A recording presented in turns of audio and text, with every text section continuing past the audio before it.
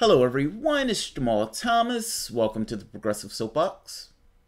I hope everyone can hear me okay. Guys, bear with me with the mic stuff. This is a new mic and I'm trying to get used to the audio. It's super loud in comparison to my other microphone. Super loud is good, so people can hear me just fine.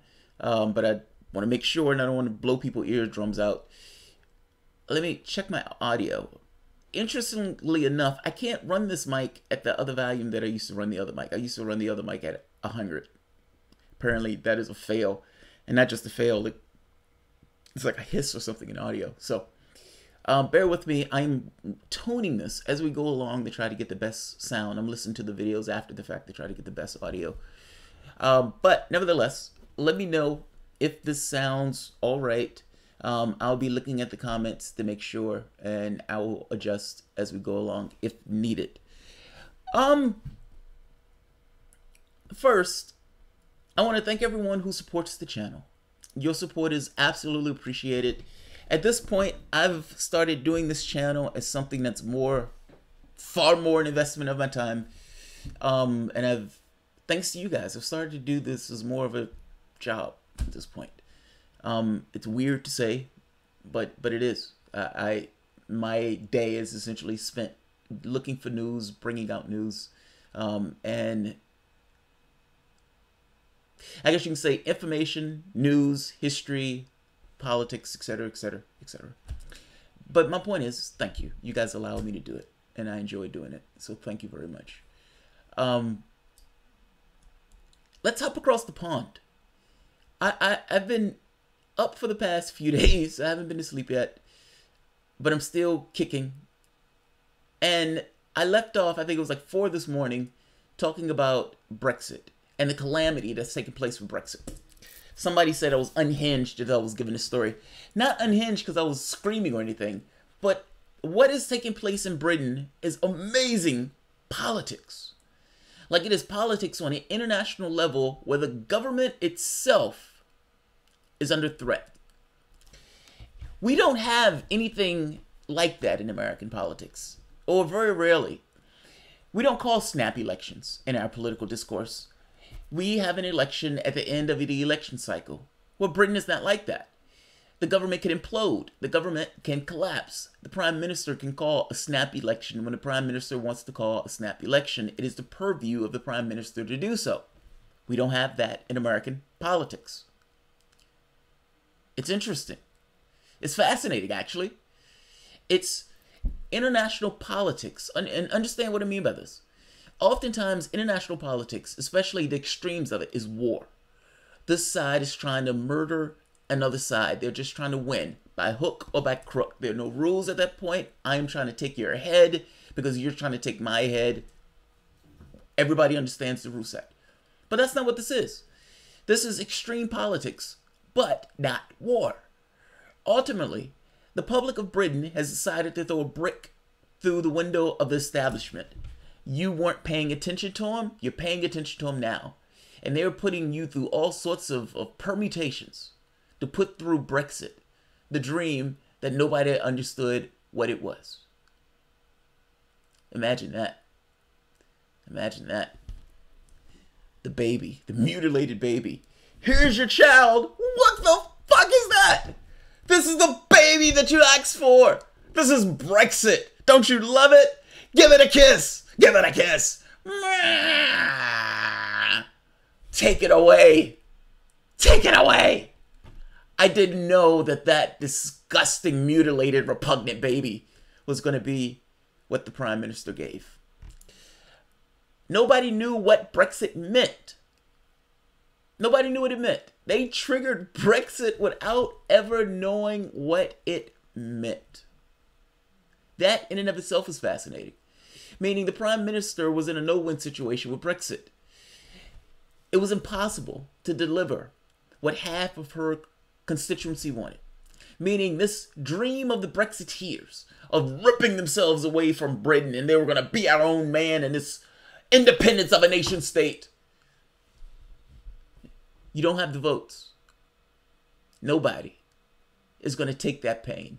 You don't have the votes. Even if the argument is there's short-term pain for a longer term benefit, or this ability of being a nation state once again, but dealing with the short term pain. Nobody is going to take the hit for that.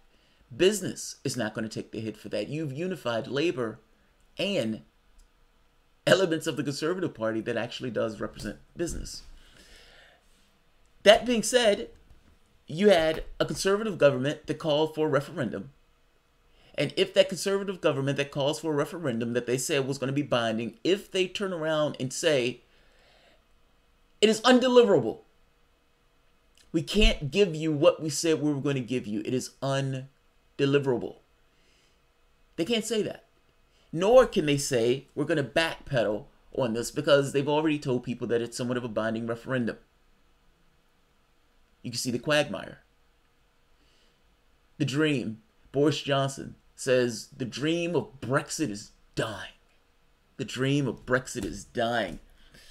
Yes, Boris Johnson is right. The dream of Brexit is being strangled. And the mutilated baby that nobody knew what it was going to be, that they've finally shown the world, and it's not even a negotiated settlement. It's just the ask. Meaning, what the Prime Minister is asking is going to relegate Britain to the level of a vassal state. They're going to be worse off than what they were in the EU. They're not going to be able to control various issues of their economy in the same way they wasn't able to do it under the normal European guidelines, with one exception, with one major exception. They have no say-so. They're rule takers. For all intents and purposes, Britain will be stuck taking the rules of the EU. And in some cases, there have been legal arguments that they can't even make the trade deals that they said they were going to be able to make with other countries, because they have binding agreements with the EU at this point. This is amazing. The Prime Minister had taken this job to deliver Brexit. And it becomes very clear that the mutilated thing that this is undead Prime Minister is trying to deliver is going to be utterly rejected. This is where it gets interesting. Well, all of this is interesting because you're talking about international politics in and of itself. We haven't even gotten to the EU part. We're still in Britain. But this is where it gets interesting. The Prime Minister comes up with a plan for checkers. In this plan, which he's trying to get everybody on the same page, David Davis resigns. Big flashy resignation.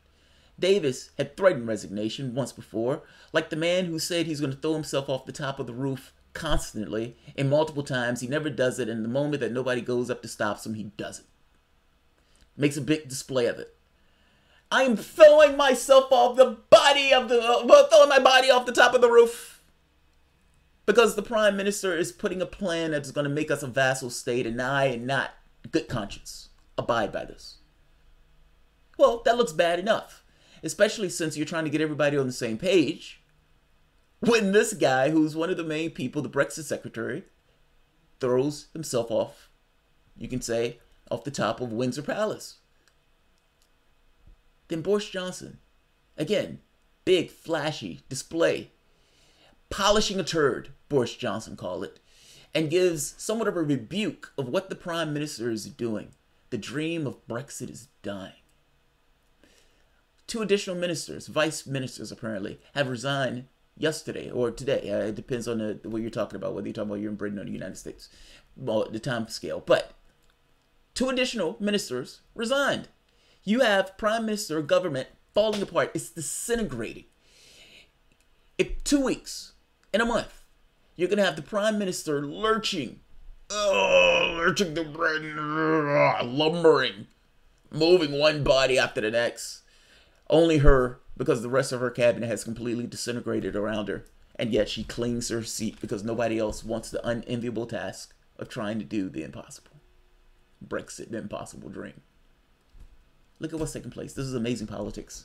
And it's the politics that can bring down a government. Listen to what's being said here. Look at these faces.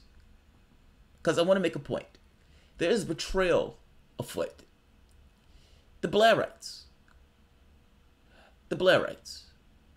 They've reared their head again, potentially. I want you to hear what George Galloway is going to say, because he's saying something that is utter betrayal. They are utter turncoats. And if This is true. And if you have some of these people who are turncoats and are turning on Corbyn in this way in this time, there should be consequences for that betrayal. Take a look at this. This is the new batch of faces, dejected, demoralized, the impossible dream of Brexit. The dream that they know they can't deliver, and yet they sit there still, entertaining a prime minister who's barely staying upright. Dead prime minister walking. Let's hear this. I want you to hear the threats that are being leveled at the prime minister right now. See ranks. Then backbencher Andrew Bridgen popped up. I'm just going to see Mr. Brady. I've got a meeting with him. He'd gone, we soon learn, with a letter calling for a confidence vote in the Prime Minister. It would take 48 such letters for the vote to be triggered. But the tactic isn't being adopted by most hardline Brexiteers, it seems. At least, not for now. The one thing we don't need now is any kind of leadership battle. Not only would that undermine the negotiations going on, we wouldn't have anybody doing the negotiations, presuming the negotiation would stall. But of course, secondly, we don't know who would be the outcome, who would win. Maybe it would be some Remainer would win that battle. So no, we don't want leadership battle for now.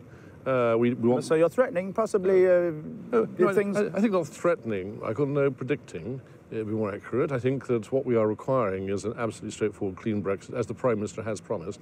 If in time she chooses not to be able to deliver that clean Brexit that she herself has time and again promised, then of course I imagine she'd wish to consider her own position.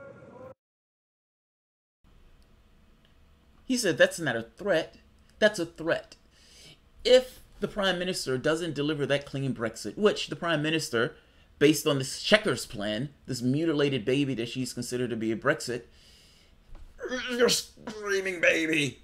Here's the Brexit that you didn't know you were going to get. If she can't deliver a better version of that bill, then the Prime Minister needs to check herself because she's going to be replaced. That's an amazing threat, but those are the threats that are being leveled at the Prime Minister. They're talking about taking her head. The undead Prime Minister Theresa May. Look at this. Here's another one. Tiny band of Tory rebels will be enough to sink Brexit deal in a vote. Now, they're calling them Tory rebels. In the United States government, you do have people who vote for party. Republicans tend to treat the parliamentary process or our process as a parliament. Our process is not meant to be treated as a parliament, though. Those things are somewhat different. In parliament, they tend to vote their particular side. I mean, part of the reason that the government has power in the first place is because they tend to vote lockstep with their prime minister or with their labor leader. Now, they're calling them rebels because the bill that the prime minister is going to put up, they may vote against. That's amazing. That very rarely happens. It happened, if you remember, during David Cameron when he put up the war vote for Syria, where they voted him down. Cameron could not get the public will in order to do that bombing. Good. Here we have it again, where you have a certain number of rebels who will vote down what the prime minister wants. Meaning, when the prime minister comes up and says, here's your Brexit. This is the Brexit that you never knew you were going to get. This is Brexit. This is what Brexit actually now means. Beforehand, it was a concept. Brexit meant Brexit, but this is what it actually means. This is the letter of Brexit. This is what it is in writing. Are you going to accept this baby? They're saying no. That baby's not ours. That baby's not ours. If Labour government votes it down, meaning in lockstep saying, no, we're not agreeing to this checkers plan. And if the Brexiteers vote it down, that will be enough to collapse the vote. Now, under a collapsed vote in that way, does the government implode upon itself? Theresa May was put in that position to deliver Brexit. The mutilated thing that she's dragging her carcass across Westminster to deliver, you can say it's a Brexit, but certainly it's not the Brexit that people thought they were going to get. If she's voted down, do you solve this through a general election? Here's the thing. Listen to what Galloway said. there are some Blairites. There are some Blairites.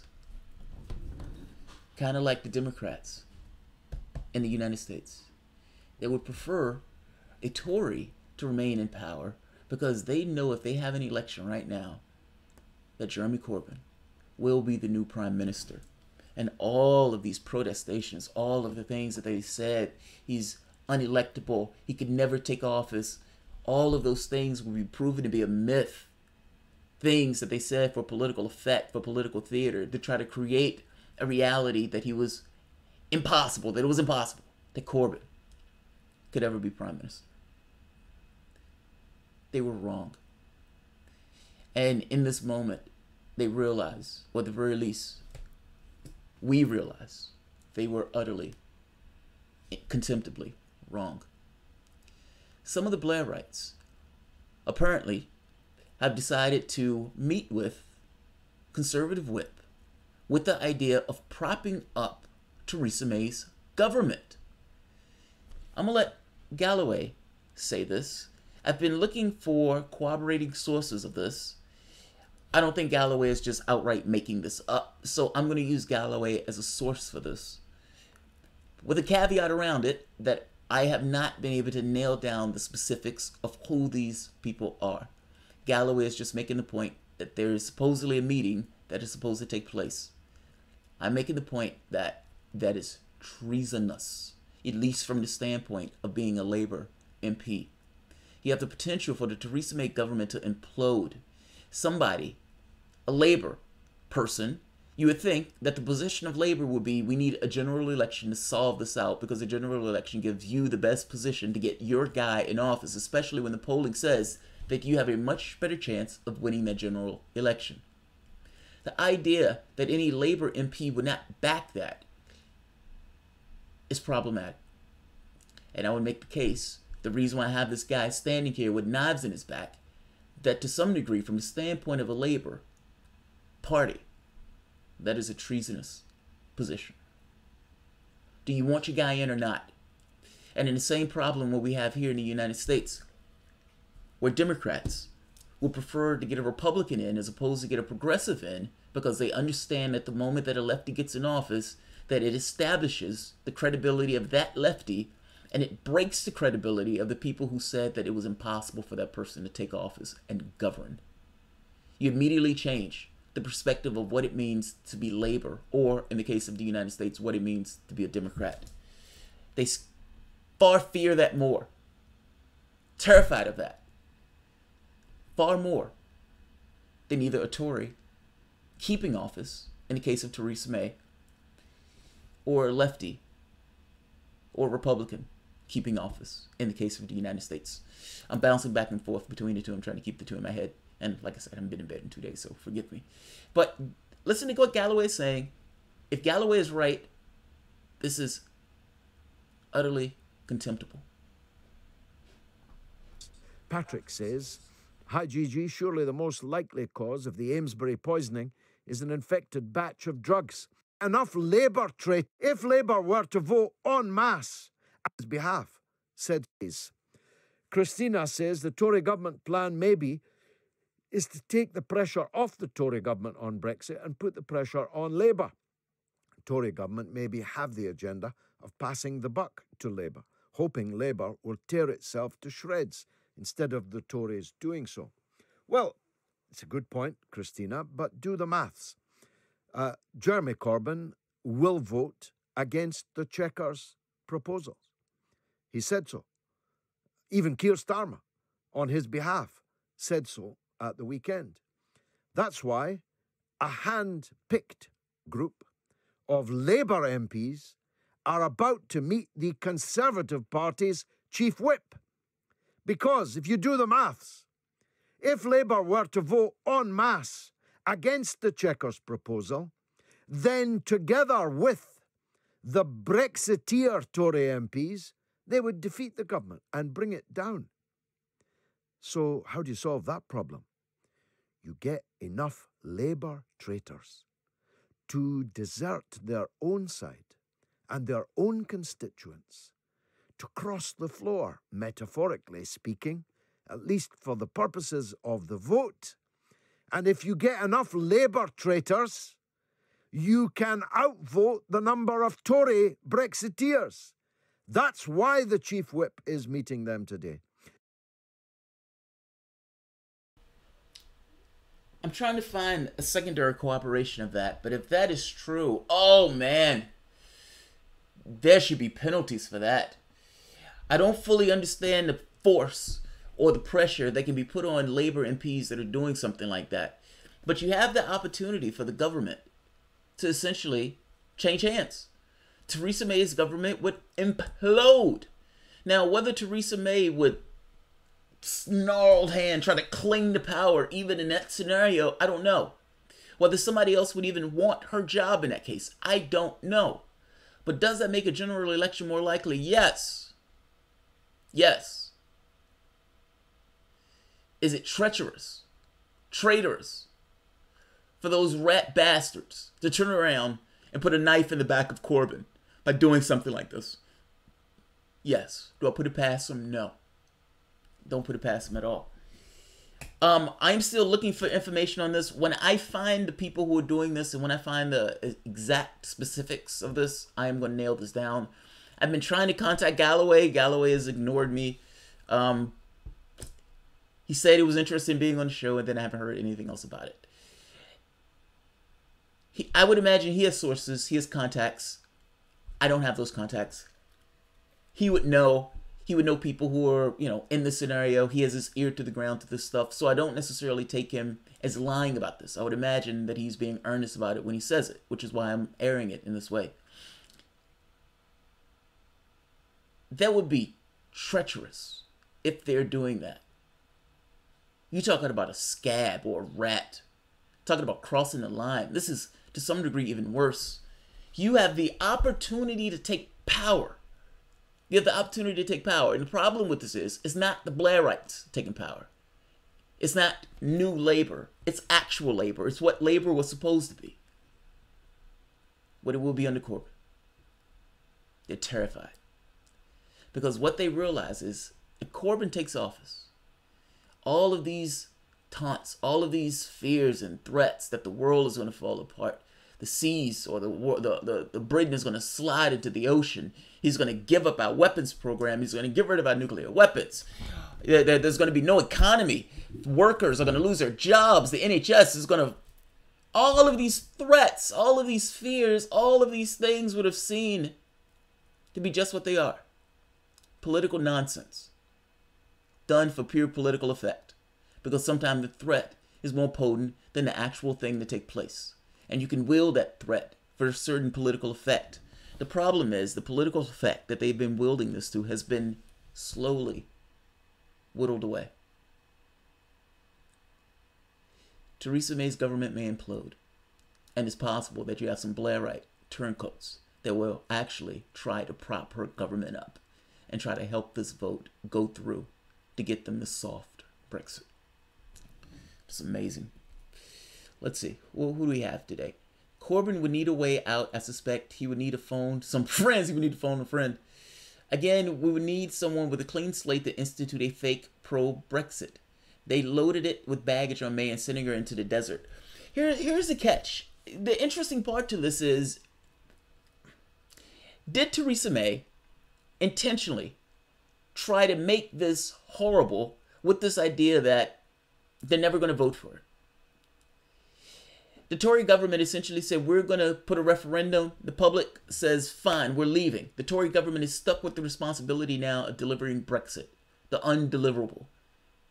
And so they go about the process of delivering the undeliverable and putting on the dog and pony show in order to make it look like they're trying to do this. She stalls for time, realizing that the moment that she comes down on one side or another, she's going to lose people and alienate one side or the other.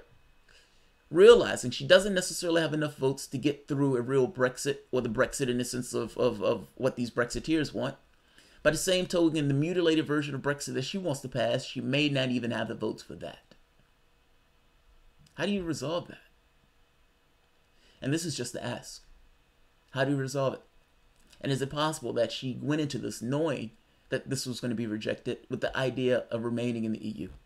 I don't know if she went in this with this idea that it was going to be rejected remaining in the EU. That would be pretty Machiavellian, and I don't necessarily put it above somebody's political stature. I don't think so. I think all of this is flying by the seat of their pants. I think they don't believe that Brexit was ever going to take place. And now that it did take place, they're trying to deliver the undeliverable. And they can't just come out and say, this is undeliverable. This is fascinating politics. It really is. A dingo ate my baby. If I was Jeremy, I wouldn't want to be handed this shit sandwich. Look, you take power in the way that you can take power. He can't pass this opportunity up if he's given the opportunity. By the same token, it is a shit sandwich. It's very possible that 2 Tory governments will collapse under the weight of dealing with the EU issue. And here's another point. Jeremy Corbyn cannot turn around and say we want another referendum. The only thing he can come around and say we need a general election and let the general election decide. He has already stuck himself to the public has decided I'm not going to go against the public will. Nor should he. Nor should he. I acknowledge that there are issues with Brexit. By the same token, the public decided it wanted to leave. You can't countermand what the public wants in this way. I understand this idea of let the public get a vote now that they can see what Brexit is. I don't even know if I even agree with that. That seems to be a backhand way of not doing Brexit. Revote Scotland is staying in the EU. Yeah, that's great. I called this one a while ago. I thought the strategy they're using is somewhat transparent. You're talking about this idea of making this so unworkable that the people are just going to want to stay in the EU because the Prime Minister and the Tory party can't say we can't deliver this. Maybe Garden. I don't know, man. It's possible. It's possible. Persis, you asked Queen to dissolve the Parliament and she pardons Tommy Robinson, name him High Lord Protector of the Realm and Chief Potential Brexit. Problem solved. Corbyn won't fight election on Brexit. He'll fight on public investment bank and the NHS, etc. Winslow. Yeah, I don't think he'll fight on Brexit. I don't think he'll fight on Brexit. I don't. It's too polarizing of a topic. You have some people who want to remain, and you almost have this split in the country. I think the country just wants to get on with it. I think they think Theresa May made a mess out of it. I think they're thinking it's been 2 years. This is as far as you've gotten. We don't even know what Brexit means yet. So yeah. Hugh, Undead. Walking Dead. Theresa May. Walking Dead. All right, I'm going to end this because I have a few shows that I want to do today, and I don't want to spend too much time on this one. It's been 28 minutes. That's like 10 minutes too long on the story. I realized I was slow moving. It's low energy. What I mean is that they would load Theresa May up with the sins of the anti-Brexit crowd and send her out in the desert. And that's exactly what they did. That's exactly what they did. Because think about what she had to meld. You had the public who was like 52-48, Brexit and against.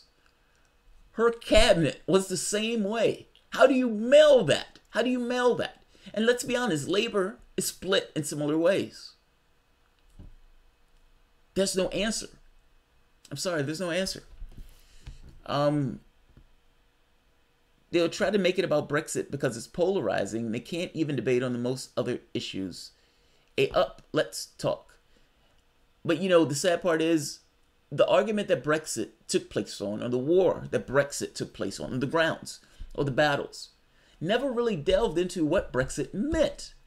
If you notice that, it was this esoteric idea of, do you want to be a nation state or not? Yes or no? Do you want to be a nation state or not? Do you want to have control of your borders and your laws? Now, personally, I think that's somewhat intuitive. Yes. If you ask me that question in this way, I would say yes. Now, if you ask me this question in the way of, look, leaving, we're going to be a vassal state of the EU. Would you prefer to be a vassal state of the EU or remain in the EU?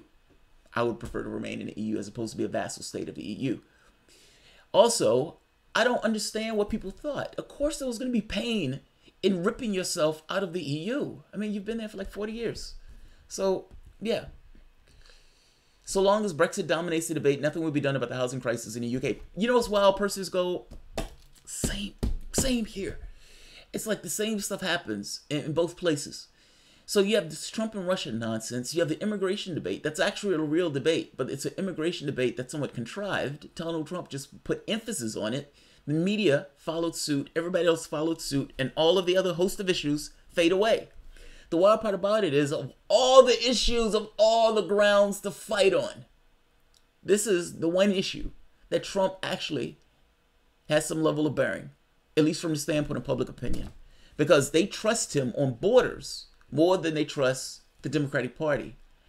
However, they don't like what he's been doing with the immigrant crisis. It's fascinating, when you look at the breakdown. We don't like what he's doing with the immigrant crisis. We don't like it that he's separating families. We don't like any of that stuff that he's doing in this case. But leave ICE to its devices. We believe that the border is too porous. Meaning they accept some things that Donald Trump is saying about this stuff is true, while at the same time not liking what he's doing. The footing, however, the Democrats are taking and abolish ICE and everything else is going to be somewhat of a difficult footing for some of these Democrats to take. That's all I mean. All right. I'm going to end this one because I have other videos that I want to do. Pay attention to UK politics. It is getting fascinating. It's utterly fascinating. People are openly talking about taking the Prime Minister's head. That guy is talking about a no confidence vote, meaning the Prime Minister may have to literally fight to keep her seat. She may have to fight to keep her seat. If she can win that, she may be unassailable from the standpoint of her prime ministership. By the same token, she still may not be able to deliver Brexit. So, yeah, one job, deliver Brexit. And it seems that that job is entirely and completely undeliverable, at least from the standpoint of the way that you're trying to deliver it. And in the standpoint of the way that the Brexiteers said that we're going to deliver it. So, I'll end this here. What's taking place over there is fascinating, man. So, I'm going to continue to follow the story and the developments. Yeah, Brexit. The dream of Brexit is dying. And you have a undead zombie prime minister that's trying to deliver it. Or some mutilated version of it in name only. So, all right, guys. If you enjoy the content, please feel free to share, like, subscribe, and of course, you can always support through Patreon. And by the way, guys, does the mic sound okay? Is there a hiss? Is there any weirdness? Do I need to turn it up, down? The British Jamal. Yeah, I like British politics. I do declare. Excellent. Good. Mic is good. All right. So that's good. I could be wrong. They could no-con her in round 1. Volume sounds good. Perfect. Just make sure your clip volume is high as your mic. Mic is fine. Good. It's weird. I listened to my sound on the other videos and the sound was weird. It was off, but it was loud. My other mics, I used to have to turn up to 100 to get the sound quality, decent. On this one, I have to turn it down to like 50 or 60, because otherwise the thing is screaming and it's picking up everything in the room. You hear a pin drop and it picks it up. So good. This is a good thing. I can keep it at this level. Guys,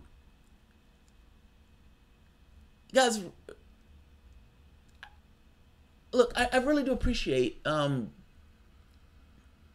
there was somebody who gave to my Patreon account. And I see, look, I know there's a difference between the perception I have of me versus the perception that the audience may have of me. And I know there's always some mistaken understanding of the individual, even from the person's own perception. Meaning, my understanding of myself is always going to be somewhat opaque. I would know my motivations to some of the stuff. I would understand why I think of things in a particular way or why I act in a particular way. But there are going to be certain things that even to me, I'm not going to get those things wrong, even in the understanding of myself, let alone other people understanding me in this. But one thing I do want to get across, I look at what I do as relatively trivial, if I'm being honest. I do the news. I enjoy doing the news.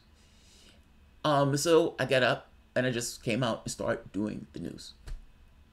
And then he got to the point where the news started to take more priority over other things, where the news became something a little bit more real.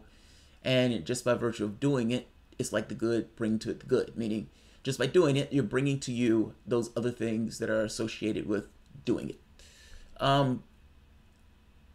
It's been over a year.